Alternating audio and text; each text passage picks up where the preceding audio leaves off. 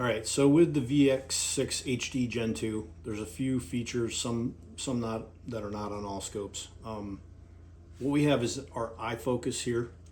We have our magnification dial here. We have our windage here, elevation here, and then we have a parallax adjustment, also called side focus, over here. So the way we're going to use this scope is, of course, you're going to get the gun sighted in with ammo, a CDS dial cut for that ammo in your ambient conditions.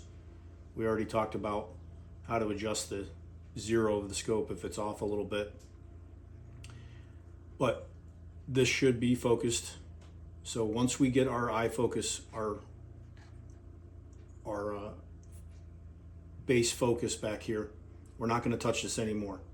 What you'll find though is when you zoom in to 18 power, and I'm looking at something at 300 yards, and it might be a little blurry, and it might be a little different on any given day, depending on the ambient conditions.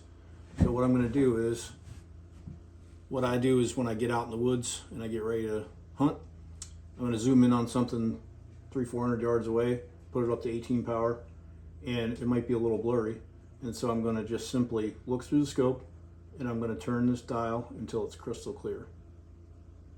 And right there. So I should see the crosshairs bold, and I should see the background crystal clear in the scope. So I often get asked about this, the numbers on this dial over here. So these numbers on the parallax adjustment mean nothing. They're for a notional eyeball, and everybody's eye is different. So I just shot this gun yesterday. It's zero. It's focused for a 100-yard target. And when I go to the 550 to check the CDS dial, I'm gonna make this focus adjustment like we talked about again at 18 power and at 550 yards.